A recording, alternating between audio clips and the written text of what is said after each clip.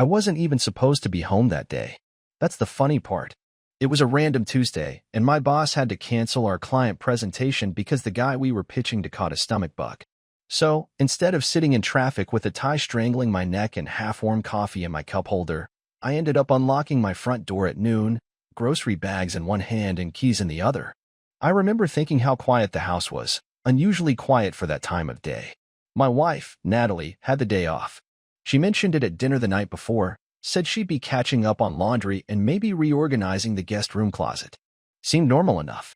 But the air inside the house felt different, like when you walk into a room where two people just had a fight but pretend everything's fine. Diesel, our German shepherd, didn't even run up to me like he usually does. He just peeked out from the hallway, tail low, ears half down, watching me like he wasn't sure if he should come closer. I dropped the groceries on the kitchen counter and figured Natalie was in the shower or out for a walk. Maybe forgot to take her phone. I walked around the house a bit, not really looking for anything but just passing time until I figured out what to do with the rest of the day. I passed the laundry room and noticed the machine was running, which made sense. What didn't make sense was the pair of jeans folded on top of the dryer. They weren't mine. They were way too small. Not Natalie's either. They were a men's pair, newer looking, and the tag still had a sticker that hadn't been fully peeled off. I thought maybe they were a donation item she picked up at the thrift store down the road. She did that sometimes. Tried fixing up old clothes. But there was no price tag or label like those usually had. And Natalie hated jeans on guys.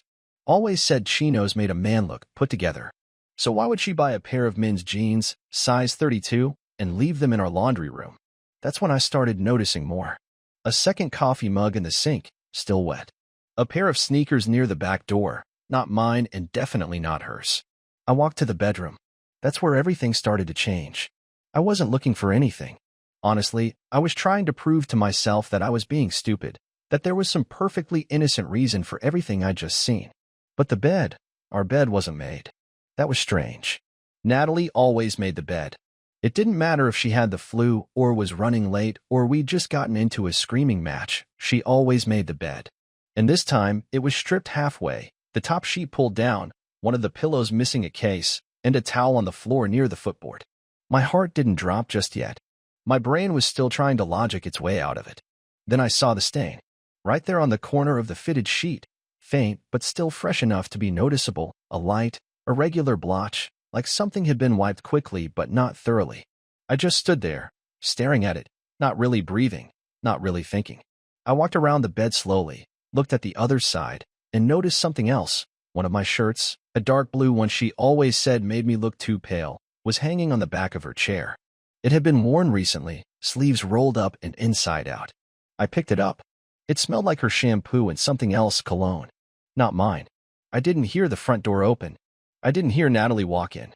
I only realized she was home when she called out from the kitchen, asking if I'd just gotten back. I stayed silent. My hand was still holding the shirt, knuckles white, the weight of everything finally starting to hit. She walked into the room a few seconds later, holding her car keys and a reusable grocery bag.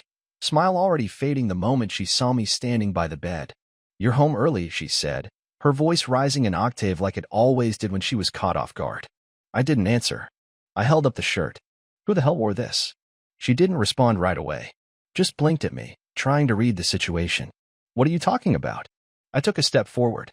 "Don't play dumb, Nat. This was worn by someone else. And the sheet, Jesus Christ, I know what that stain is. Just tell me." She looked down, then back up. "You're overreacting. I spilled coffee on the bed this morning. That shirt, I wore it. I threw it on because I was cold. You hate this shirt." "Yeah, well, I didn't feel like digging through the closet." I stepped even closer, so close she could probably smell the doubt and anger sweating through my pores. "There's a pair of men's jeans in the laundry room. Size 32. I'm a 34. Nat, who the hell are you doing laundry for?" Her face twitched. Barely, but it did. That tiny muscle near her eye, the one that always gave her away when she was lying. "I don't know what you're talking about." "You sure about that?" And that was it. The air between us turned heavy, thicker than anything I'd ever felt. She didn't move, didn't breathe, didn't speak. And I just stood there, waiting, shirt still in my hand, heart trying to prepare for whatever came next. I didn't say anything else. I just dropped the shirt on the floor and walked out of the bedroom. My head felt like it was full of smoke, and I couldn't tell if I was about to scream or throw up. I went to the kitchen, opened the fridge, then closed it again without grabbing anything. I needed something to do with my hands, some motion that felt normal. Natalie followed me a minute later, slower than usual, like she didn't want to seem too eager to fix anything. She leaned against the counter, her arms crossed, acting like she was the one who had been wronged, like I had accused her without reason. I stared at her and tried to remember the last time she looked me in the eye without forcing it. I couldn't. The silence stretched long enough that she finally caved. "All right, look, Tom, it's not what you think," she started, and I could already feel the heat in my face. "Then what the hell is it? There's a stranger's clothes in our house, a stain on our bed, and you're lying about coffee like I'm too dumb to know the difference." She rubbed her temples like I was the one giving her a headache, then sighed and leaned her head back. "Okay, yes. Someone was here. A guy. It's not some big secret anymore, is it? You're already halfway there." I leaned on the opposite counter and stared at her, waiting. She didn't seem embarrassed or ashamed, just tired of hiding it. "Who is he?" "It's not someone you know." "That's not what I asked." She looked at me again, and this time her eyes were cold. "His name's Kyle. He works at the gym. I started talking to him a couple months ago when I started going in the mornings." I couldn't believe how calm she sounded, like she was reading from a report. "A couple months? How long has this been going on?" "About 6 weeks," she said. No hesitation. No panic. Just numbers. "It's not like I planned it. That's always how it starts, right?" I laughed once, but it sounded strange coming out of me. "So what? You meet him, flirt over some lunches and protein shakes, then what, invite him into our bed while I'm at work?" "I didn't mean for it to happen that way." "But it did," I snapped. "It happened exactly that way, Nat. You brought him into our house. You had him here, in this kitchen, in our room. And you lied to me while looking me straight in the face. Every morning, every night, you sat beside me and lied." She stayed quiet, arms still crossed, like that posture would protect her from what I was saying. I pointed at the hallway. Diesel didn't even bark when I got home. "You know why?" "Because that guy's been here more than once." "He knows him now." Her mouth opened like she wanted to defend herself, but she closed it again. I stepped closer, not because I wanted to intimidate her, but because I needed her to feel how furious I was. "How many times?" "Tom, how many times?" She paused, then answered. 3. I stared at her like I was trying to memorize her face. "What did you think would happen? That I'd just never find out? That this would be your little hobby on the side while I cooked dinner and folded laundry?" "It wasn't like that," she said quickly. "It's not like I don't care about you." "Don't. Just stop." I put a hand up to cut her off. "If you cared, you wouldn't have done it. You wouldn't have snuck around behind my back and treated this house like a hotel." She bit her bottom lip and looked away. I could see her eyes starting to get wet, but it didn't move me. I didn't feel sorry. I didn't feel anything except a tight, burning ache in my chest. I walked past her toward the door. "Where are you going?" she asked. "Out." "Tom, don't be dramatic." I turned back so fast she flinched. "Don't you dare tell me what the hell I should feel right now. You cheated on me. You broke every ounce of trust we had. Don't stand there and tell me how to process it." She backed up slightly, and I grabbed my keys from the hook near the door. Diesel followed me to the entrance, tail down, ears perked up, sensing something was seriously wrong. I opened the door, and before I left, I looked back one last time. "I'm going to stay at Greg's for the night. Don't be here when I come back tomorrow." Her mouth opened, but I slammed the door behind me before she could speak. The air outside was hot, heavy, and I walked to the car feeling like everything I knew had been pulled out from under me in the span of an hour. I didn't cry. I didn't scream. I didn't even feel the steering wheel under my hands as I drove. All I could think about was the bed, the shirt, the stain, and the way she had answered every question like she was just trying to get through an exam. When I got to Greg's place, I didn't even knock. I just let myself in using the spare key he gave me years ago after we built his patio together one summer. His wife, Lisa, wasn't home, which was good because I didn't want to explain anything to someone who didn't really know me like that. Greg was in the garage, working on some project he'd never finish, probably just using it as an excuse to be out of the house. He turned around when he saw me standing there and wiped his hands on a rag. I didn't say anything right away, just stood there looking at the floor until he finally asked if I was okay.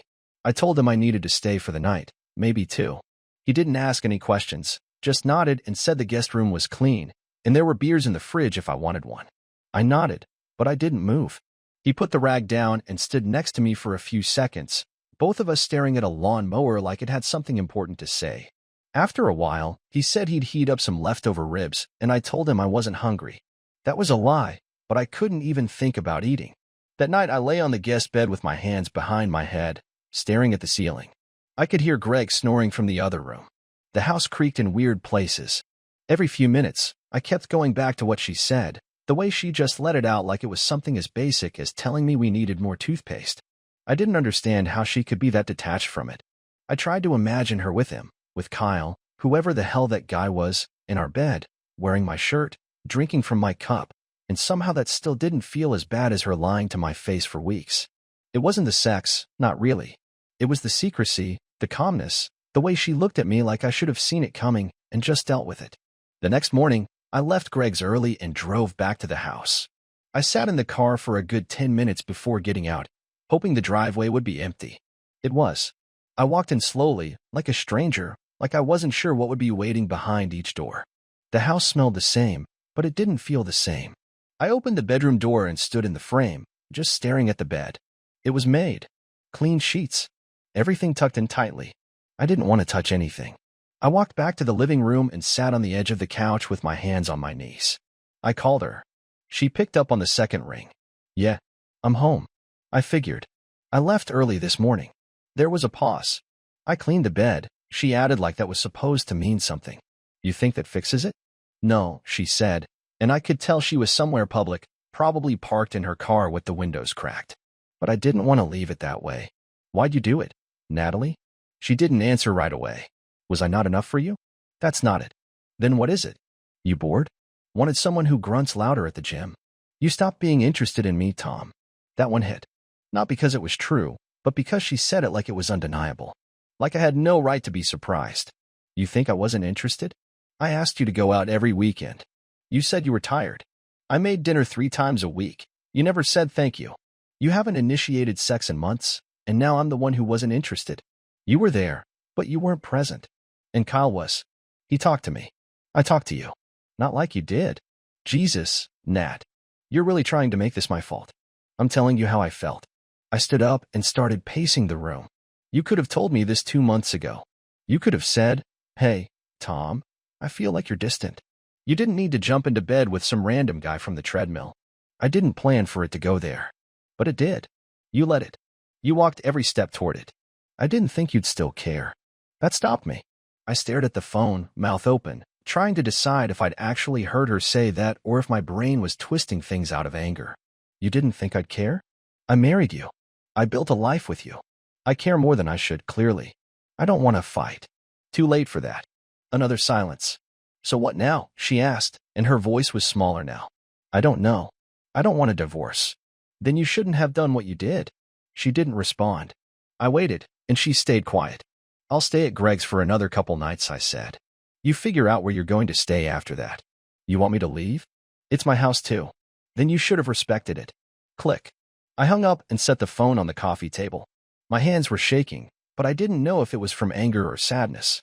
Maybe both. I looked around the room and saw all the little things she touched, our pictures on the wall, the blanket she always used on the couch, the empty tea mug on the side table.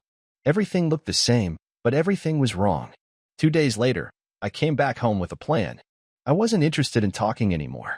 I didn't want another apology that sounded like a favor or some half-assed confession trying to paint her as the victim of her own choices. She wasn't there when I walked in, which was exactly what I hoped for. The guest bedroom had been cleared out. She must have taken the hint. I opened the closet in our room, no, in my room now, and found half the hangers empty. Her side of the dresser was stripped clean. There were a few things left behind, like she expected to come back, or maybe just forgot them in the rush. Either way, it didn't matter. I boxed them up, taped the top shut, and put the box by the front door. I didn't even bother writing her name on it. What I had in mind wasn't just about getting even. It wasn't about hurting her for the sake of it. It was about control. She made a choice, a series of them, and now I was making mine. I grabbed the laptop from my office, opened it, and began logging into our shared accounts. The bank, the credit cards, the streaming services, anything we had built together that still tied us as a couple. I changed the passwords, removed her access, and then drafted an email to her with the subject line, New Terms. I told her plainly she would receive a monthly transfer for her car insurance until the end of the year, and that was it. No more shared expenses, no more favors, and no discussions about what's fair.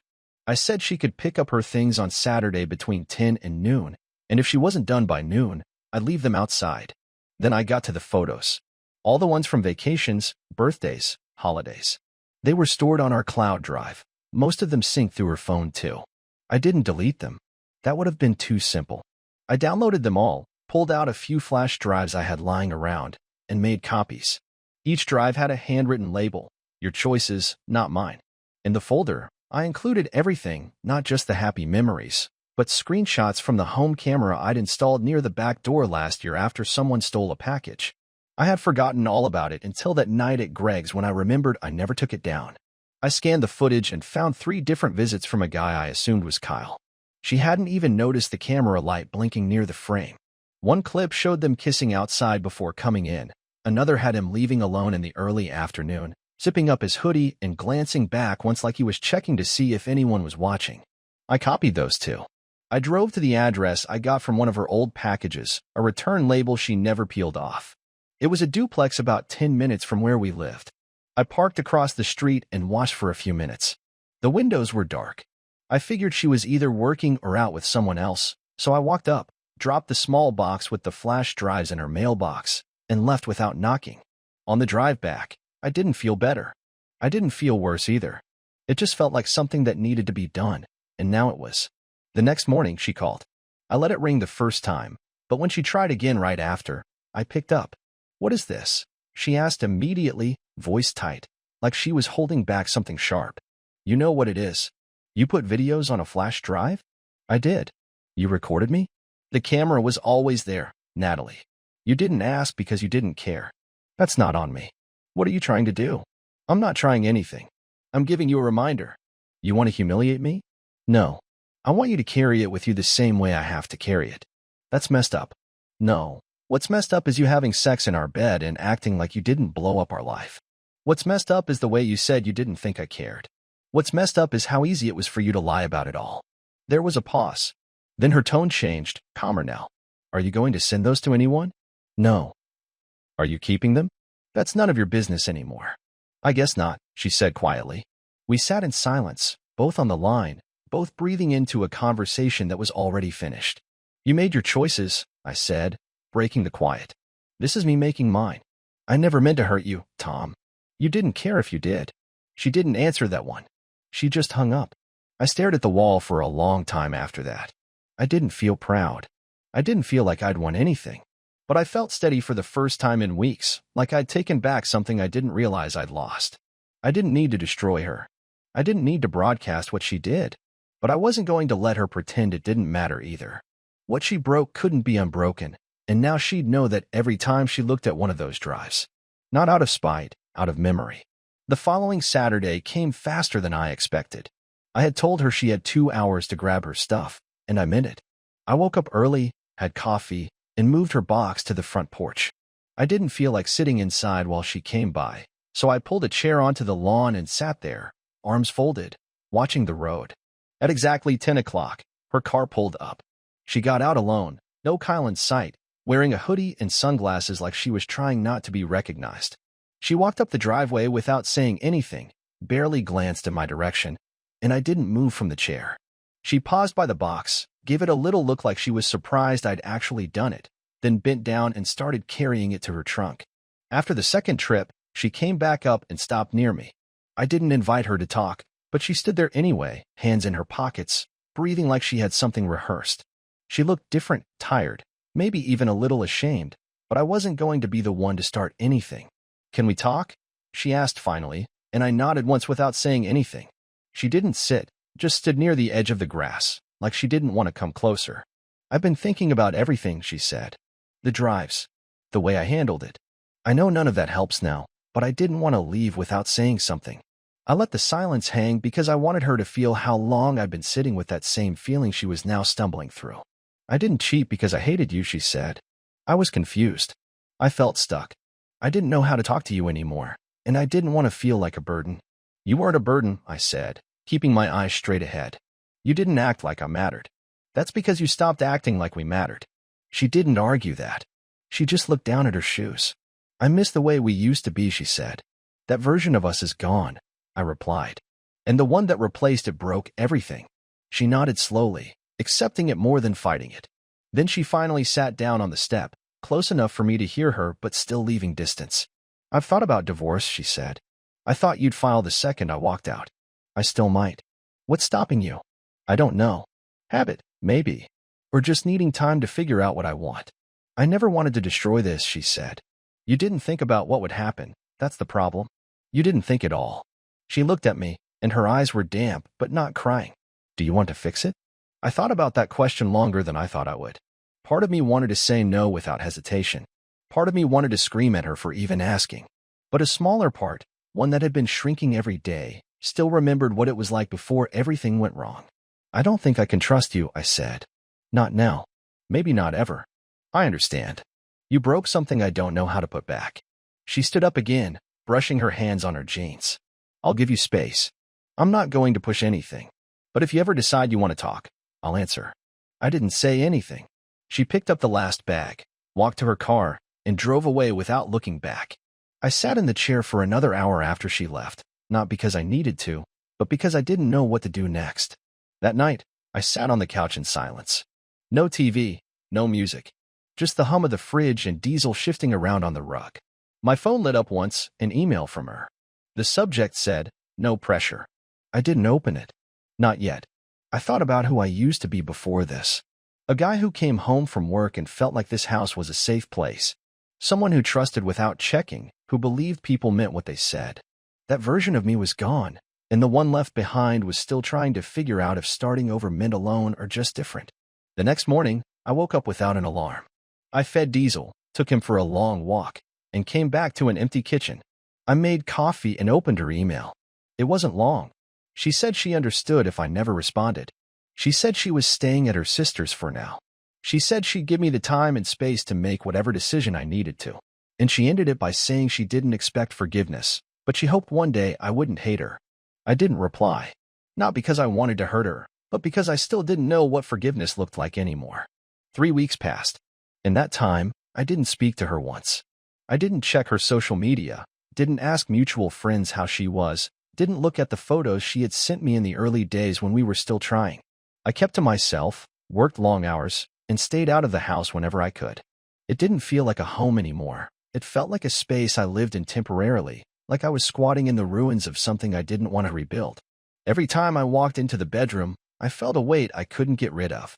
The walls looked the same, the furniture hadn't moved, but I knew what had happened in that room, and I didn't want to sleep under the same ceiling. I started using the guest room, not because I had to, but because it was the only place I could close my eyes without seeing her face. One night, I came home from work and found an envelope taped to the front door. No return address, just my name written in her handwriting. I stared at it for a while, then pulled it off and opened it. Inside was a simple letter, no apology, no explanations.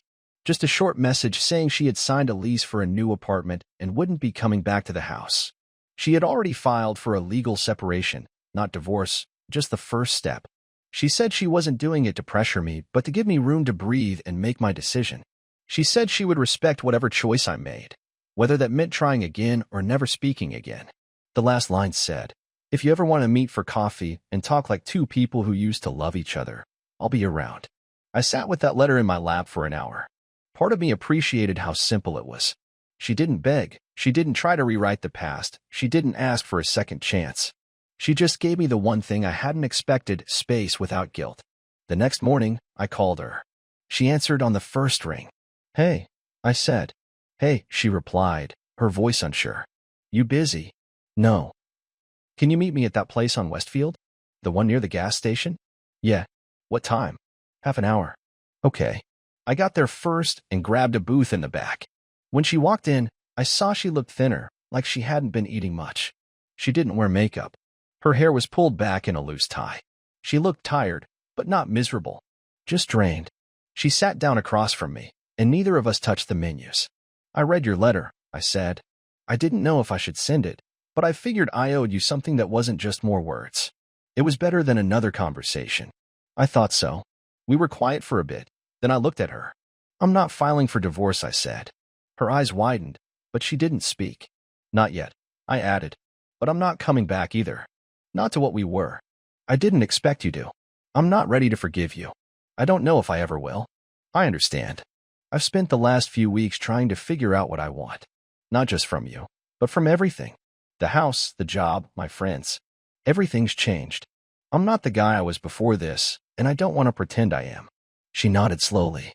I think the only thing I want right now is to feel like my life is my own again. That's fair. You took something from me, I continued. Not just trust. You took safety. You made our home feel like a place I have to recover from. And that's not something I can just forget. I didn't realize how deep it went, she said. You wouldn't. You weren't the one blindsided. She nodded again, biting her lip. I'm going to keep the house, I said. I need that. If we ever get back to anything, it won't be from the same place. That's fine. I'm not saying never, but I am saying not now. Maybe not even soon. I didn't come here expecting anything, she said. I just wanted you to know that whatever happens, I'm not going to stop owning what I did. That's a start. She didn't touch her drink. I didn't either. We just sat there, two people who used to be everything to each other, now trying to figure out if there was anything left that mattered. When we got up to leave, she looked at me before heading out. Can I hug you? She asked. I thought about it, then shook my head. Not yet, I said. She nodded. Take care of yourself, Tom. You too, Natalie. And then she walked out, not crying, not angry, just quiet. I stayed behind for a few minutes, looking at the empty booth across from me. That was the last time we spoke in person. A few days later, she texted to say she would pick up the last of her mail from the old box we shared. I told her I'd leave it on the porch. We didn't say anything else. I moved back into the main bedroom a week later, but I bought new sheets, replaced the mattress, got rid of anything that reminded me of her. It wasn't revenge. It was just cleanup. Now, I go to work, I walk the dog, I keep the lawn trimmed, and I sleep alone. But it's a sleep without weight. I don't wonder where she is or who she's with. I don't think about what I could have done differently. I think about what I'll do next. Maybe I'll date again. Maybe I won't. But whatever comes, it'll come on my terms. Not through secrets, not through lies, and not through someone else's decisions. This is where the story ends. Not with a victory, not with a loss, just with a man who finally took his life back.